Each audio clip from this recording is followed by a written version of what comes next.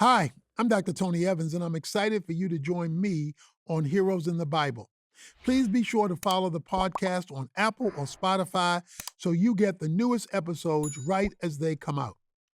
Welcome to the epic adventure of David, a story of honor, battle, jealousy, darkness, friendship, love, scandal, and murder. While most people know of David the myth, few know about David the man.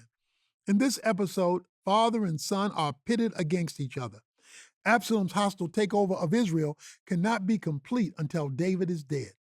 Absalom has more resources and mercenaries at his disposal, but David has his mighty men. This episode is about many things, but more than anything, it is a tribute to the warriors who have stuck by his side for so long. The Bible has given us many insight into these warriors, and we have done our best to give them the honor they deserve. This episode focuses on them, especially since David is unable to go into battle himself. David has many allies on his side, and that is ultimately what will turn the tide of the battle. Absalom, as intelligent as he is, will find himself sorely lacking in wisdom. Before the story continues, we will listen to a prelude. We are once again brought into a moment during Jesus' life. Judas, one of Christ's closest friends, gives him up for 30 pieces of silver, a cheap price for the God of all creation.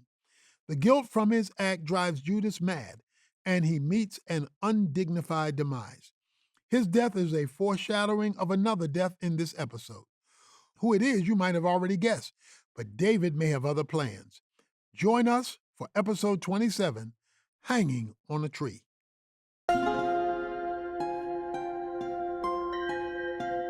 Prelude to chapter 27. Standing at a distance was Judas. He looked down at his 30 pieces of silver. They didn't feel right in his hands. They trembled, and he put the pouch back in his cloak. A tinge of regret sparked in Judas as he watched Jesus tumble down the temple steps. He watched them bind Jesus, strike him, and throw him around like a dog. His stomach churned as he listened to the painful grunts of his master. Memories of Jesus healing the sick and restoring sight to the blind flooded Judas's mind. It was unbearable to think of Jesus being put to death because of him. He banged on his head and began to cry in anxious dread. He yelled and ran towards the temple courtroom. He burst through the doors and threw the money bag back at Caiaphas. Please, He yelled. take your money. Take it. I do not want Jesus to suffer. Caiaphas chuckled. What am I to do with this? He asked. What's done is done. Judas frantically shook his head. Nervous tears filled his eyes. No, no, no, no. He yelled. I did not know he would be put to death. I have sinned and betrayed innocent blood. Judas fell to his knees, begging Caiaphas to reconsider. The high priest scoffed. Get up. You're an embarrassment. Take your money and be in peace. A worker is worth his wages. With that, Judas was escorted out of the temple walls. Judas was thrown onto the floor.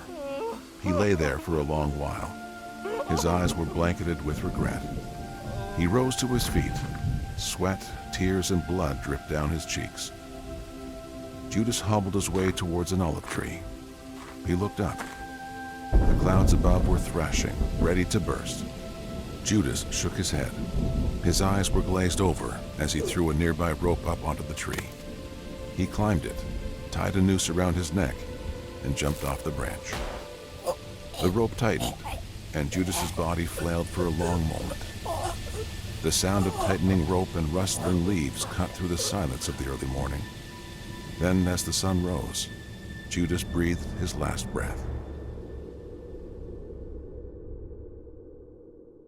Chapter 27. Hanging on a Tree.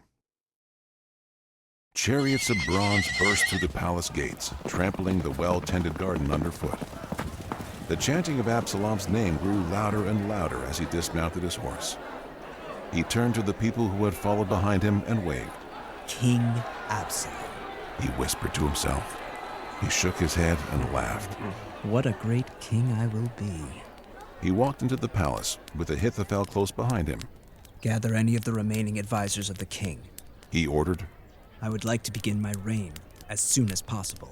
Ahithophel gathered the men who were close to David but refrained from following him into the wilderness.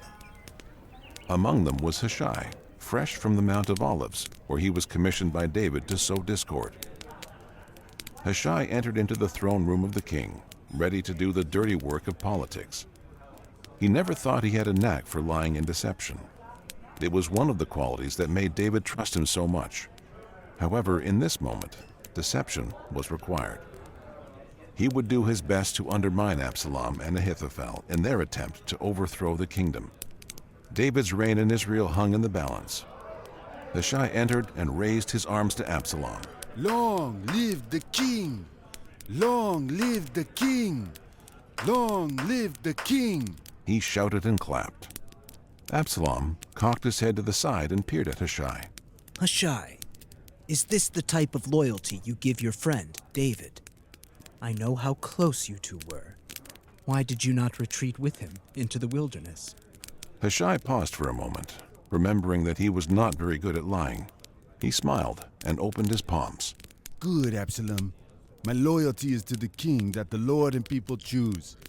It is clear to me they have chosen you. So here I am, at your service, just as I was for your father. Hushai's lies seemed to satisfy Absalom. He was too prideful to inquire further. Very well, then. He said, We shall now discuss how to establish me as king over the people. Perhaps a show of force? What will make the people know I am king? He gestured to Ahithophel. What say you, counselor? Ahithophel bowed his head and furrowed his brow. You must make your dominance over your father known to all the people. He said, Showcase your power by going into your father's concubines, ravage them, and make it known to all the people that David is a stench, and you alone own the city. Absalom, being the egotistical psychopath that he was, loved the idea. They pitched a tent on the roof of the palace, and one by one, Absalom went into all 10 of his father's concubines. The entire nation of Israel heard about what he was doing, and immediately began to question the validity of what was happening. Only minutes into being king, Absalom made his first mistake, and Hushai planned how he might continue those mistakes. Meanwhile, deep in the forest resting on the Mount of Olives, David rose from his place of prayer. He had sang a hymn of desperation and trust in God. He knew beyond a shadow of a doubt that he would be taken care of. All he had to do was remain righteous and willing to act when called upon. The king led his people down the other side of the mountain. As they were leaving the summit, he heard a rustling in the bushes. Shammah, Abishai, and David all unsheathed their swords and prepared for a fight. From the bushes, a stone came flying out and hit Abishai directly in the stomach. He keeled back and gasped. A man came out shouting at them. It was Shimei, a member of Saul's family. Get out of here, you man of blood. You are worthless. You never measured up to King Saul. The Lord is punishing you for the blood of Saul. This is what you deserve, you man of blood. Shame on you. Abishai rose to his feet and grabbed his sword. You shall not speak to my king like that. He shouted, and he darted towards Shimei. However, David ran after him and held him back. Abishai turned around. What are you doing? Let me go over there and take off his head. Why should this dead dog curse you like this? Let it go, Abishai. David sighed. He is not worth the trouble. Besides, perhaps his words are from the Lord. What are you talking about, David? Of course they aren't. Abishai exclaimed. He is a bitter old fool and should be punished. As Abishai was saying this, Shimei continued to throw stones and mud at them. David covered his head from the stones and said, My own son wants me dead. What could this man possibly say to make me feel worse than I do now? Leave him alone. If his words are from God, then I deserve them. If he is sinning, then God will punish him. Either way, God would not be happy if I lash out at him. Why would I return evil for evil? David began to walk away, but Shimei was persisting. He threw stones, mud, and sticks at David. His men did their best to shield him, but were unable to block the pile of cow dung he threw at David's head. It hit him in the side of the face, and David stumbled to his knees. It was truly a low point for the king. He was mocked, cursed, and had dung on his face. The king stood to his feet in dignity and pressed on. They camped beside the Jordan River and refreshed themselves. David sang songs of hope to encourage the people. Absalom tapped his fingers on the throne and stared deeply into the fire. His gaze was intense, and he was lost in deep thought. Absalom was a patient man, consumed with every detail of his coup. The final obstacle of his reign as king was David himself. He needed him dead. Ahithophel and Hushai were both standing at attention behind the throne. Hushai noticed Ahithophel's eyes. They were intensely fixed on Absalom, like a dog waiting for a bone. There was something strange about Ahithophel. He was not well, and clearly obsessed with pleasing the new king. Hushai knew there was room to cause chaos among the two of them. He just needed to use his words very carefully. Ahithophel, Absalom said. The counselor was quick to move in front of the throne and bow his head. what are your thoughts about what we should do next? Shall we hunt for David or send assassins? A showing of strength is best, my lord. Ahithophel said. Let me choose 12,000 men to pursue David. He has less than 1,000 with him, and less of them are warriors. We will overwhelm them with few casualties and focus on killing David alone. Once he is slain, then the people are bound to follow us. Ahithophel knelt down to the king and said, Allow me to bring the people back to you, like a bride comes to her husband. Absalom seemed to like his idea. A showing of strength would establish him over David. It would be satisfying to march against him with 12,000 men behind him. He wanted to prove to his father that he could lead such an army. Absalom turned to Hushai and beckoned him forward. What say you, Hushai? Do you agree with Ahithophel? Shall we march up against David? Hushai looked at Ahithophel and then back at Absalom. Ahithophel is a wise man, but I believe this time he is wrong. Blatantly and clearly wrong. Ahithophel's upper lip twitched into a brief snarl. Do you not find the king strong enough to defeat David with 12,000 men behind him? Ahithophel scoffed. Hushai shook his head. It's not that, my king. I swear. However, you should know very well your father is surrounded by his mighty men. 600 of them have toppled over 40,000 easily.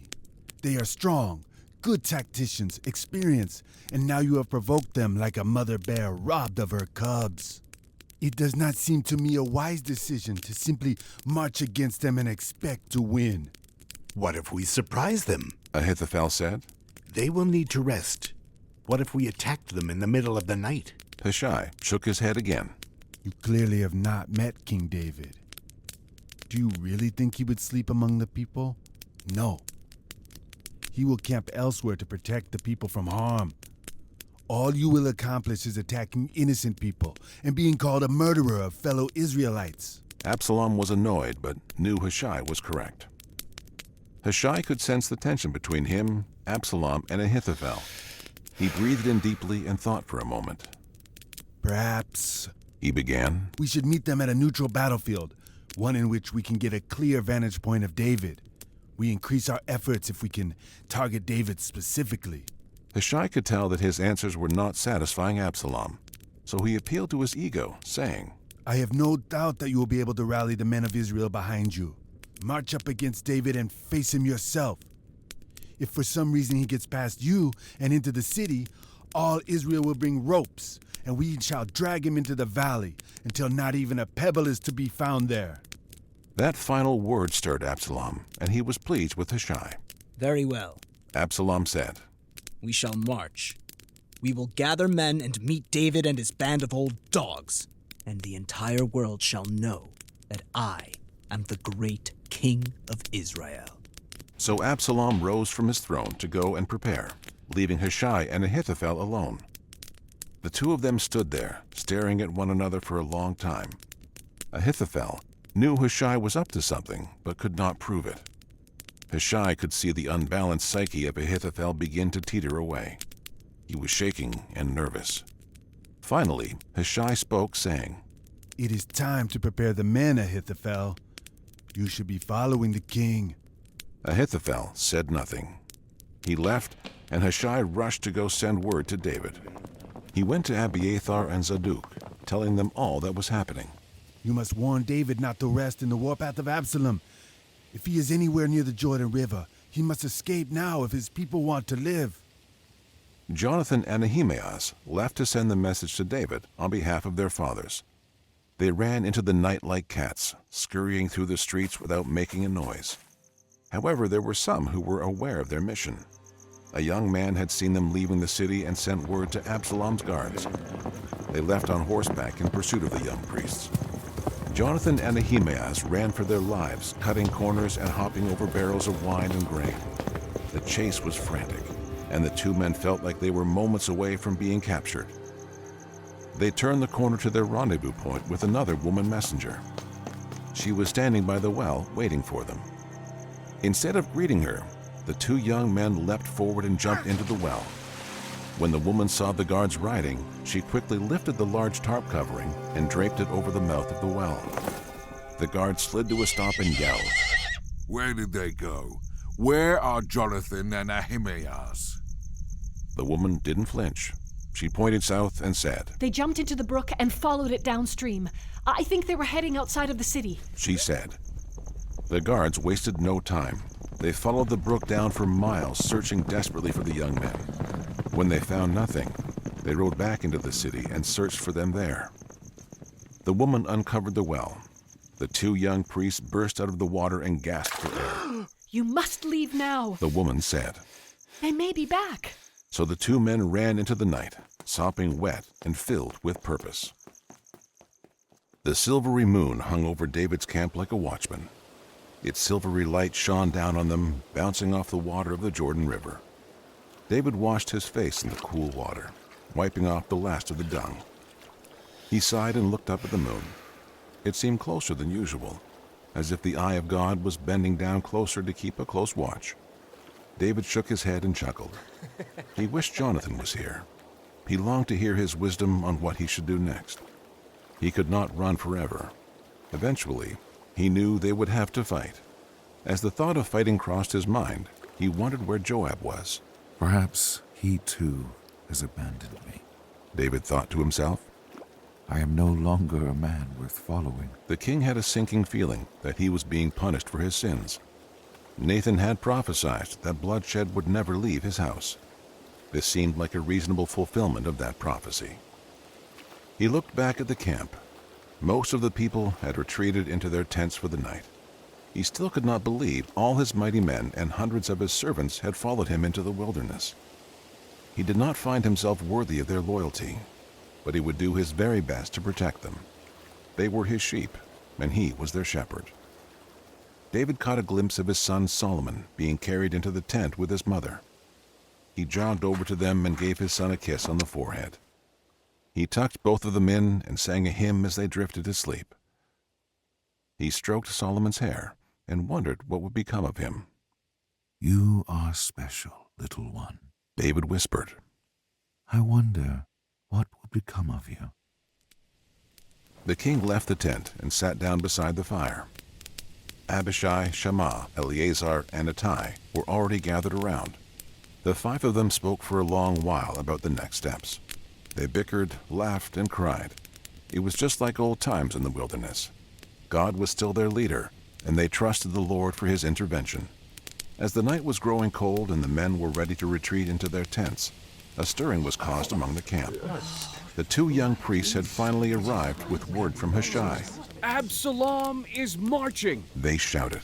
You must arise and go quickly over the water, for Absalom and the others will be here within the next few days. Where do they expect us to battle? David asked. Gilead. David, they are sending many men to fight against you. Absalom will not relent until he has you in his grasp. David nodded and dismissed the men to return home. He slept that night, and first thing in the morning, he gathered all the people to cross the Jordan. Once again, David found himself wading through the river, unsure about the next steps. Ahithophel watched Absalom leave with his army to Gilead. Instead of appointing him as commander or Joab as commander, he appointed Amasa, a boy and a brute. Ahithophel had finally come to a breaking point.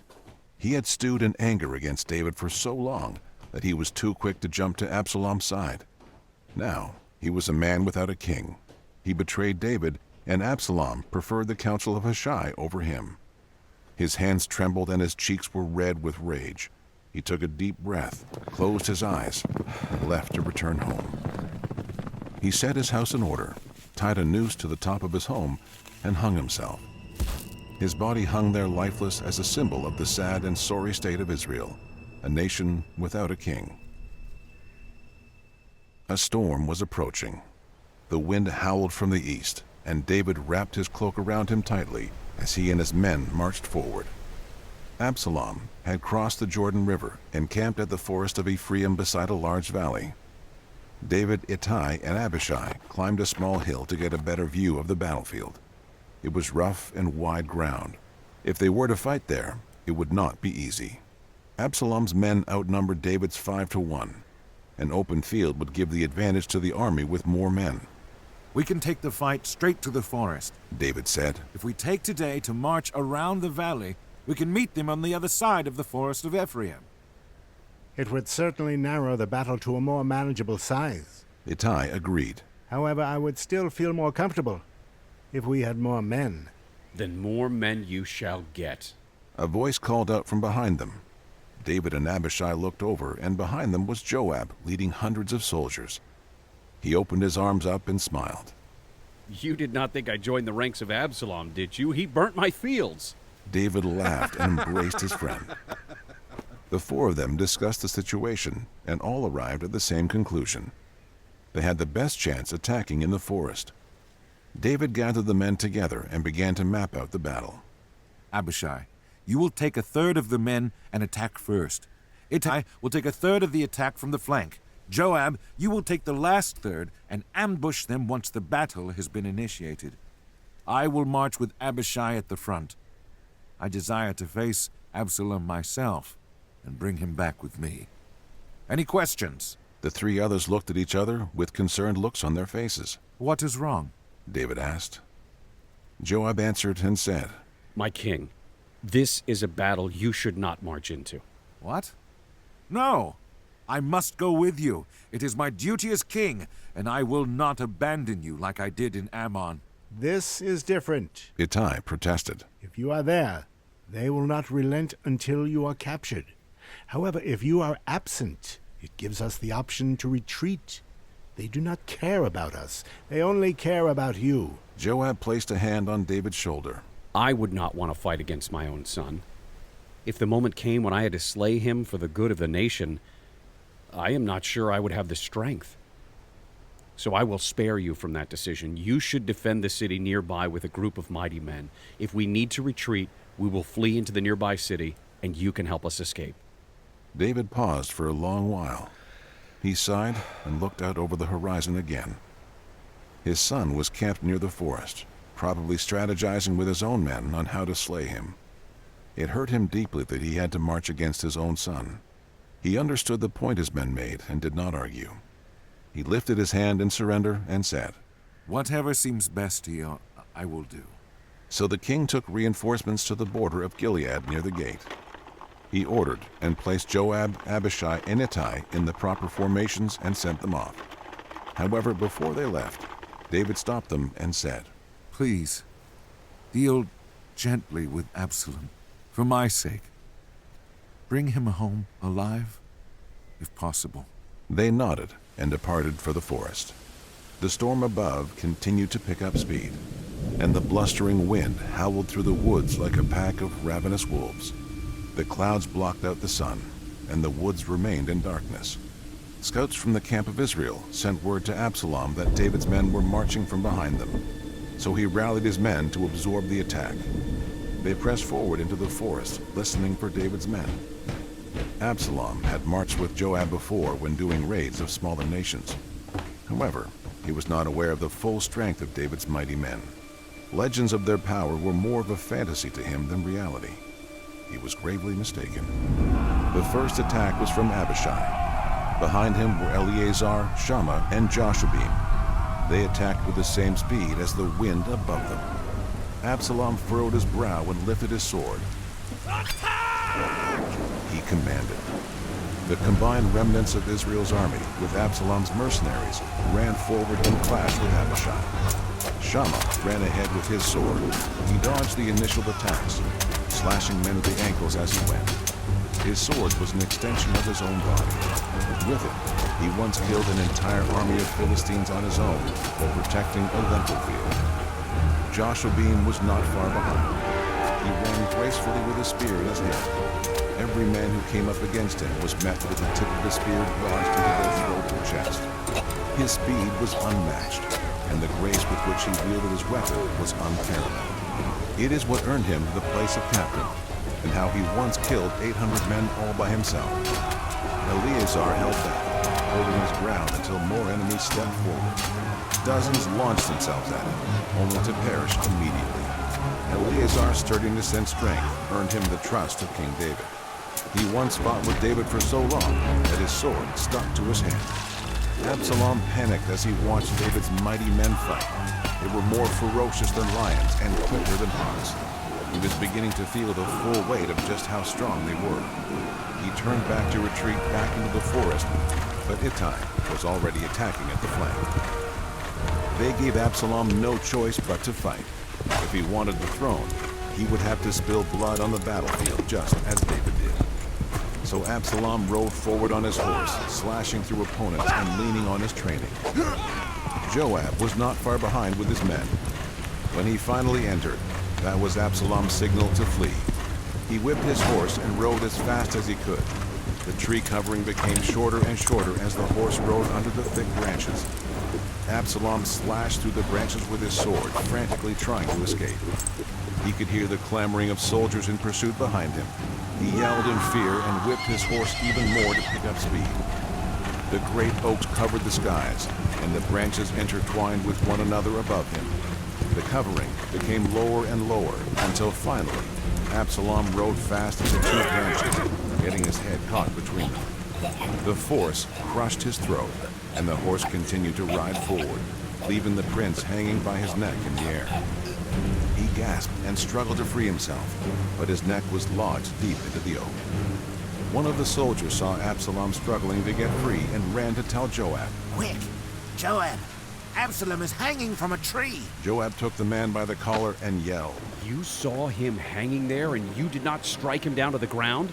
I would have given you 10 pieces of silver if you killed him. The soldier panicked and said, But King David said not to harm him. Even if you offered me 1,000 pieces of silver, I would not dare kill the king's son. Joab scoffed and grabbed 3 spears and marched into the forest.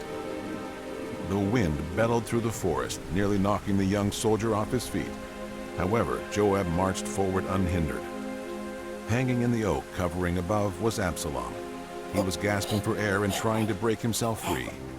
Joab stood below him and called out to him. Your Majesty? Absalom looked below, unable to say anything. Joab took his first spear and gripped it. He swung it around a few times, then threw it upwards, going through Absalom's shoulder. The tip of the spear went straight through him, breaking off the branch that held him. He fell to the ground hard. Absalom took a deep breath, finally able to breathe, but in pain from the spear in his shoulder. He stood and tried to run, but Joab threw the other spear. It was a direct hit through his back and out through the left side of his stomach. Absalom cried out in intense pain, shaking on the floor. Joab rolled his neck back and drew a deep breath. You want to know something? He said to the screaming man on the ground. After all this, your father still wanted me to spare you. Absalom held out his arm and crawled backwards away from Joab. Please, He coughed. have mercy. You received your mercy, Absalom. Your father gave it twice. I will not let him give it a third time. Joab took his third spear and drove it through Absalom's stomach. He looked at the life slowly fading away from Absalom's eyes. He let go of his spear and allowed the other men to take turns stabbing him. The tyrant prince was dead, and along with him the coup. Joab had finished him off, despite David's orders to spare him. A rebellion was ended by another act of rebellion. The irony did not escape Joab. He took Absalom's body and threw him into a great pit in the forest. A heap of stones were thrown over his body as a memorial to him. Joab looked at the entire army of Israel that had fought with Absalom. The men he once led stood before him in shame. Back to your homes, He shouted. Every man left to return to Jerusalem. Joab stood over the pile of stones. The clouds above were thrashing, ready to burst. A rain was coming soon. Joab spat at the stones. Long live the king, He said. He and his men returned to the king, ready to restore peace back to God's people.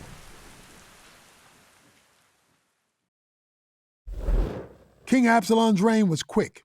His rise was dramatic and fierce, and his fall was disgraceful and gory. If we were to just look at Saul and Absalom's lives, it would send a clear message that kings are doomed to fall. When you read 1st and 2nd Kings, you get a similar message. Many of the kings after David rose quickly, forgot their purpose, and fell dramatically. Just a few episodes ago, we thought David might share this same fate, but he didn't. What sets David apart from these other kings? What set David apart from the kings of the ancient world who conquered and then were conquered? We can go back to the beginning for that answer. In episode 3, Samuel tells Saul about his chosen king. The Lord has sought out another to replace you. He has sought out a man who is after his own heart. He has sought out a man who cares more about pleasing the heart of God than looking for the approval of man. This king shall be prince over the Lord's people. He shall steward God's people well, and it will be his kingdom that continues into eternity. Even in his failures, wanderings, and missteps, David comes back to the Lord every time. He seeks after his heart. The favor and faithfulness of God is his safety net. He is a refuge and strength for him. No matter how far David falls, God lifts him back up. God's relationship to David is a symbol of his relationship with Israel. Time after time, Israel fails, but when they cry out to him, he is faithful to respond. He keeps his promises to them. God is faithful even when David isn't. Absalom naturally is doing everything without God. The pride of the throne that corrupted Saul's heart made quick work of Absalom.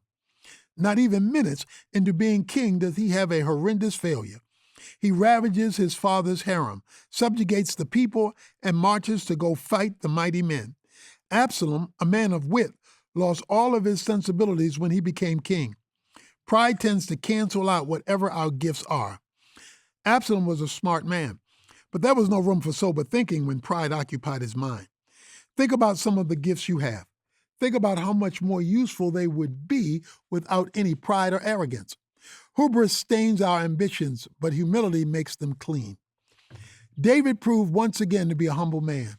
An angry man came out of the forest and threw stones and dung at him, but David remained calm. David and Absalom are contrasted in this episode. While Absalom demanded respect, David allowed dung to be thrown at him. David needs to show even more humility when it is time to march into battle. He wants to ride with his men, but they all agree it's best for him to stay back. Think about how hard this must have been for David. Not only does he need to sit on his hands while his brothers fight, he will not be able to protect Absalom from being killed. Even though David is the king, he submits to the advice of his men. This is a growing moment for David, who in the last episodes refused to take counsel. Joab and the mighty men marched against Absalom, and the tide of the battle quickly shifts in their favor. What did Absalom expect? Pride clouded his better judgment. He should have known he was no match for his father's finest warriors. The episode ends with Absalom running for his life, then getting his neck caught between two intersecting branches.